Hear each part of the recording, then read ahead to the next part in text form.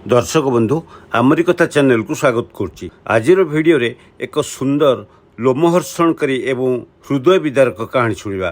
दयाकोरी भिडियोटी को शेष जाए देखु एवं चैनल को सब्सक्राइब कर दिंतु। कुनी पिलाटे कही उठला, बापा बापा मोर पर आज जन्मदिन, तमे केक आणबनी कि? बापा कहले, अरे अरे मु तो इलेक्शन काम रे पूरा भूली जाइथिली। हौ हौ एबे जाउची नहीं आसीबी। सुरेश बाबू एवं तांको 5 वर्षर पुओ दीपुर कथबार्ता भितर पशि आसिले स्त्री सुनीता। कौन कहल केक आणिनटी? काली ठार मु केते थर कहलिनी एमिति भूला लोक तमे। सुरेश बाबू कहले, सुमिता तमे बुझुन कहीं मु एबे सबु काम को पछरे पकई दी केवल इलेक्शन काम रे माति जाइछि। इलेक्शनटा न सरिवा जाए मते टिके भी फुर्सत नहीं। एबे खाली गोटे चिंता प्रकाश भाई को पई। प्रकाश भाई माने यही निर्वाचन रे एथर विधायक बा एमएलए पई प्रार्थी होइछन्ती प्रकाश कुमार बराळ। तांको पई अनेक समर्थक कर्मी भी अछन्ती, किछि विरोधी भी अछन्ती। तेबे सबु समर्थकक मध्यरे सुरेश बाबू होउछन्ती जणे। से प्रकाश भाई को जितेबा पई पूरा दम रे लागि पड़िछन्ती। एमिति कि भोक शोष स्त्री पिला घर संसार सबू भूली जाइछन्ती।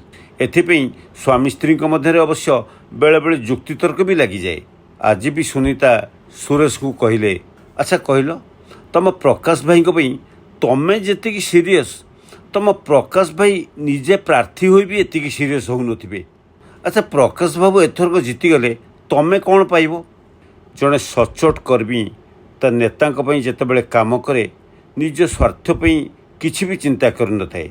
सुनीता कहले, हौ तुम प्रकाश भाई जीतीगला परे तुम बेकरे गोटे फूलमाल पकई बुलेबे हैला। सुरेश बाबू कहले, तमें से कथा बुझीपारबनी सुनीता। हौ मु जाउची दीपू पई बाजार रु केकटा नहीं आसे। आउ जहाँ दरकार पड़िशा घर टुना अच्छी ता हाथ में मगेदेव है। मु गले सेपटे पुणी भाई को रैली कथा बुझा पड़ो। सुनीता कहले, तमें जे किछि भी खाइन। सुरेश कहले, इलेक्शन भली घड़ी संधि मुहूर्त मु खाइछि कि नहीं मने पड़ुनी। आउ 4 दिन रहिला भोट न सरिया पर्यंत मोर खाइबा पीवा कथा किछि चिंता करनी। स्त्री सुनीता कहले, थाउ तमें तो एकमात्र निष्ठापर कर्मीटी आउ से सब कथा बंद करी चुपचाप खाइबा बस। मु बाढ़ुची तमें खाईदे मार्केट जाओ। हौ तेबे शीघ्र बाढ़। सुनीता तरबर होई रोसई घर को चलीगले। स्वामी को पई खाइबा आनी बाढ़ीदेले सुनीता। सुरेश बाबू मुँह हाथ धोई खाइबा को जाउथांती। स्त्री को कहले, हाँ शुण सुनीता, आज दीपुर बार्थडे पई मु तो केकटा आनी दे जीवी, हेरे भोजी भात पई जहाँ दरकार तमें सब टुना हाथ में मगेदेव बा अन्य का हाथ में मगई व्यवस्था करथिबो हैला। मु किंतु एथरे सहयोग कर परिबिनी। मु कैंपेनिंग सारी फेरला बेलकू होय तो डेरी हो पारे, मते अपेक्षा करबनी। दीपू कहला, बापा तमें कौन केक कटा बेले रहिबनी, फोटो उठिबो परा। सुरेश बाबू दीपू को गेल कर दे कहले, मामा तो अच्छी से उठेदेव, मु फेरिला परे फोटो उठेबा हैला। तापर खाइबा को गले सुरेश, किंतु खाइबा थाली पाखे बसला बेलू गोटे फोन कॉल आसिला। से आ खाइबे कौन? फोन कॉल पाई हठात उठी तरबर होई बाहरी पड़े। सुनीता कहले, अरे अरे ये कौन? खाईदे जाओ, बढ़ा होइथिबा खाइबा कौन किए छाड़िकी जाए? सुरेश कहले, मते किछि पचारनी सुनीता। एति कही खूब टेंशन रे चलीगले। प्रकाश बाबू को फोटो एवं पोस्टर विपक्ष दल लोक चिरी पकेले। ए खबर सुरेश बाबू पाखे पहुँचला। सुरेश बाबू तांको नेतांकर एभली अपमान केमती सही थाते संगे संगे दौड़े घटना पाखु। देखला बेलू प्रकाश बाबू समर्थक एवं विपक्ष दल सहित जुक्तितर्क लगी। प्रकाश बाबू केमिति बा सहते सांगे सांगे डेई पड़े। निज कर्मी मान सहित विपक्ष दल को आक्रमण करने को लगिले। एते साहस तुमर? प्रकाश बाबू को पोस्टर चिरीदेव? यह सही पारे से एवं खूब जोरे प्रतिरोध कले, प्रतिवाद भी कले। धीरे धीरे जुक्तितर्करू गंडगोल आरंभ होला। पिटापिटी भी आरंभ हो गला। यही गंडगोल एते उग्र रूप धरला जे प्रतिवाद करी करी शेष में प्रकाश बाबूर से निष्ठापर कर्मी सुरेश बाबूर मृत्यु हो गला।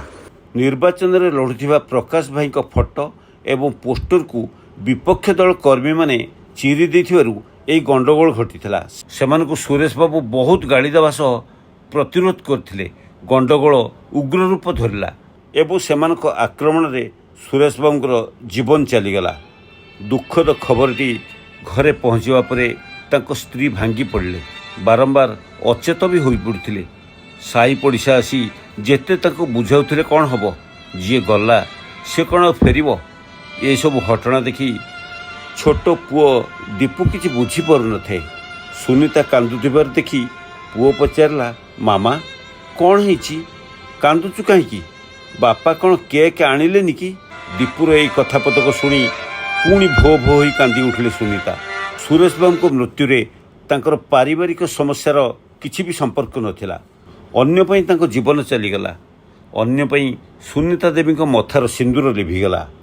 ଅବଶ୍ୟ ବିଧାୟକ ପ୍ରାର୍ଥୀ ପ୍ରକାଶ ବାବୁ ଏବଂ ଆଉ କିଛି କର୍ମୀ ଆସି ସାନ୍ତ୍ୱନା ଦେବା ସହ ସମବେଦନା ଜଣାଇବାକୁ ପହଞ୍ଚିଥିଲେ। ଦୋଷୀକୁ ଆଦୌ ଛଡ଼ାଯିବନି, ଏଇ ଭରସା ଦେଇ ସେମାନେ ଚାଲିଗଲେ।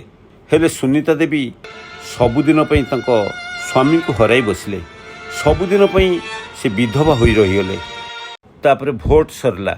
ନିର୍ଦ୍ଦିଷ୍ଟ ତାରିଖରେ ଭୋଟ ଗଣତି ହେଲା ଏବଂ ଫଳାଫଳରୁ ଜଣାପଡ଼ିଲା ସୁରେଶ ବାବୁଙ୍କର ସେହି ପ୍ରିୟ ନେତା ବିଧାୟକ ପ୍ରାର୍ଥୀ ପ୍ରକାଶ ବାବୁ ଜିତି ଯାଇଛନ୍ତି। ସମସ୍ତେ ବାଣ ଫୁଟାଇ ଉତ୍ସବ ମନାଇଲେ, ଭୋଜିଭାତର ଆୟୋଜନ ବି କଲେ, ଗାଁ ଗାଁ ବୁଲି ପ୍ରସେସନ୍ କଲେ। କିନ୍ତୁ ବିଡ଼ମ୍ବନାର କଥା ହେଲା, ସମସ୍ତେ ସୁରେଶ ବାବୁଙ୍କୁ ଧୀରେ ଧୀରେ ଭୁଲିଗଲେ। ଏମିତିକି ନିଜେ ବିଧାୟକ ହେଲା ପରେ ପ୍ରକାଶ ବାବୁ ବି ଭୁଲିଗଲେ। କିଛି ଦିନ ପରେ ସୁନିତା ଦେବୀଙ୍କର କୌଣସି ଏକ କାମରେ ବିଧାୟକଙ୍କ ସାହାଯ୍ୟ ଦରକାର ପଡ଼ିଲା। ସେ ବିଧାୟକ ପ୍ରକାଶ ବାବୁଙ୍କ କ୍ୱାର୍ଟରରେ ଯାଇ ପହଞ୍ଚିଲେ। ଭାବିଥିଲେ ତାଙ୍କ ପାଇଁ ଶହୀଦ ହୋଇଥିବା ଜଣେ ସୈନିକର ସ୍ତ୍ରୀକୁ ଦେଖି ସେ ନିଶ୍ଚୟ ଅନୁକମ୍ପା ଦେଖାଇବେ। ପିଅନକୁ ପଠାଇ ପ୍ରଥମେ ତାଙ୍କୁ ଡକେଇବେ, ନିଶ୍ଚୟ ସହାନୁଭୂତି ଦେଖାଇବେ, ତାଙ୍କ ଦୁଃଖ ଆଉ ଗୁହାରି ଅଗ୍ରାଧିକାର ଭିତ୍ତିରେ ନିଶ୍ଚୟ ଶୁଣିବେ। ବିଧାୟକ ପ୍ରକାଶ ବାବୁ ଆସିଲା ବେଳେ ସୁନିତାଙ୍କୁ ଦେଖି ନ ଦେଖିଲା ଭଳି ଅଭିନୟ କଲେ, ଚିହ୍ନି ନ ଚିହ୍ନିଲା ଭଳି ଅଭିନୟ କଲେ। ସୁନିତାଙ୍କ ଭଳି ଆହୁରି ଅନେକ ଲୋକ ବି ବିଧାୟକଙ୍କୁ ଦେଖା କରିବାକୁ ଅପେକ୍ଷା କରିଥାନ୍ତି। କିଛି ସମୟ ପରେ ବିଧାୟକ ସେହିମାନଙ୍କ ସାମ୍ନାରେ ଆସି ଚେମ୍ବର ଭିତରକୁ ପଶିଲା ବେଳେ ସୁନିତା ଉପରେ ନଜର ପଡ଼ିଲା। ସୁନିତା କିଛି କହିବା ପୂର୍ବରୁ ସେ ମୁହଁ ଆଡ଼େଇ ରୁମ୍ ଭିତରକୁ ପଶିଗଲେ। ସୁନିତା ଦେବୀ ଭାବିଲେ ବିଧାୟକ ମୋତେ ଦେଖିଛନ୍ତି ମାନେ ଏବେ ମୋତେ ଡକେଇବେ। କିନ୍ତୁ ପ୍ରଥମେ କିଛି ଇମ୍ପୋର୍ଟାଣ୍ଟ ଲୋକ ଆଉ କର୍ମୀମାନେ ପଶିଗଲେ। କିଛି ସମୟ ପରେ ପିଅନ ଆସି କହିଲା, ସାର୍ଙ୍କର ଅର୍ଜେଣ୍ଟ କାମ ପଡ଼ିଗଲା, ଆଜି ଆଉ ସାର୍ଙ୍କ ସହିତ ଆପଣମାନେ ଦେଖା କରିପାରିବେନି, ଦୟାକରି ଫେରିଯାଆନ୍ତୁ। ସୁନିତା ଦେବୀ ସ୍ତବ୍ଧ ହୋଇଗଲେ। ଏଇ ବିଧାୟକଙ୍କ ପାଇଁ ମୋ ସ୍ୱାମୀଙ୍କର ଜୀବନ ଚାଲିଗଲା, ୟାଙ୍କରି ପାଇଁ ମୋ ସଂସାର ଉଜୁଡ଼ିଗଲା, ଅଥଚ ଆଜି ମୋ କଥା ଟିକେ ଶୁଣିବାକୁ ତାଙ୍କ ପାଖେ ସମୟ ନାହିଁ। ନା, ମୁଁ ନିଶ୍ଚୟ ଦେଖା କରିବି, ମୁଁ ନିଶ୍ଚୟ ଧସେଇ ପଶିବି, ମୁଁ ନିଶ୍ଚୟ ବିଧାୟକଙ୍କୁ ଦେଖା କରିବି। ଏତିକି ବେଳକୁ ପ୍ରକାଶ ବାବୁ ତାଙ୍କ ଚାମ୍ବର ଭିତରୁ ବାହାରି ଆସିଲେଣି। ସୁନିତା ଦେବୀ ତାଙ୍କ ପଛେ ପଛେ ଗୋଡ଼େଇ ଗଲେ। ସାର୍ ମୁଁ ସୁରେଶ ବାବୁଙ୍କ ପତ୍ନୀ, ସାର୍ ମୁଁ ସୁରେଶ ଦାସଙ୍କ ପତ୍ନୀ। ବିଧାୟକ ଚିହ୍ନି ପାରିଲେନି, କହିଲେ, ହଁ ହଉ ପରେ ଆସନ୍ତୁ। ସାର୍ ମୋ ସ୍ୱାମୀ ଆପଣଙ୍କ ନିର୍ବାଚନ ବେଳେ ପ୍ରାଣ ହରାଇଥିଲେ। ପୁଣି ସୁନିତା କହିଲେ, ସାର୍ ମୋ କଥା ଟିକେ ଶୁଣନ୍ତୁ ସାର୍। ବିଧାୟକ ପୁଣି କହିଲେ, ପରେ ଆସନ୍ତୁ। ଏହା କହି ଗାଡ଼ିରେ ବସି ପଡ଼ିଲେ। ସୁନିତା କିନ୍ତୁ ତାଙ୍କ ସମସ୍ୟା ବିଷୟରେ କହିବାକୁ ଆରମ୍ଭ କଲେ। ସୁନିତା ତାଙ୍କ ସମସ୍ୟା ବିଷୟରେ କହିବା ପାଇଁ କାଗଜ ଖଣ୍ଡିକ ବାହାର କଲା ବେଳକୁ ବିଧାୟକଙ୍କର ଇନୋଭା ଗାଡ଼ିଟି ଗଡ଼ିବା ଆରମ୍ଭ କରିଦେଇଥିଲା। ସୁନିତା ଦେବୀ ସ୍ତବ୍ଧ ହୋଇ ଠିଆ ହୋଇ ତାଙ୍କ ଯିବା ବାଟକୁ ଚାହିଁ ରହିଥିଲେ। ଆଖିରୁ ତାଙ୍କର ଝରି ଆସୁଥିଲା ଧାର ଧାର ଲୁହ। ମନେ ମନେ ତାଙ୍କ ସ୍ୱର୍ଗତ ସ୍ୱାମୀକୁ ଗାଳି ଦେଉଥିଲେ।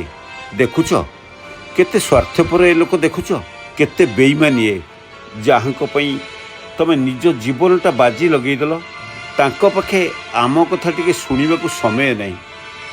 ସେତିକି ନିଷ୍ଠା ତମେ ଯଦି ଆମ ପରିବାର ପାଇଁ ଦେଖେଇଥାନ୍ତ, ଆମେ ହୁଏତ ଖୁସିରେ ଆଜି ଦିନ କାଟୁଥାନ୍ତେ। କ'ଣ ପାଇଲ ସେ ବେଇମାନିଟା ପାଇଁ ତମେ ଜୀବନ ଦେଇଦେଇ? ଏ ଦୁନିଆଟା ସ୍ୱାର୍ଥପର। ନିଜ ଲୁହକୁ ସାଥୀ କରି ଫେରିଗଲେ ସୁନିତା ଦେବୀ। ବନ୍ଧୁଗଣ, ଭିଡ଼ିଓଟି କେମିତି ଲାଗିଲା ନିଶ୍ଚୟ କମେଣ୍ଟ ବକ୍ସରେ ମତାମତ ଦେବେ। ଚ୍ୟାନେଲଟିକୁ ସବସ୍କ୍ରାଇବ୍ କରିବା ସହିତ ଲାଇକ୍ ଓ ସେୟାର କରିବେ। ରହୁଛି, ଧନ୍ୟବାଦ।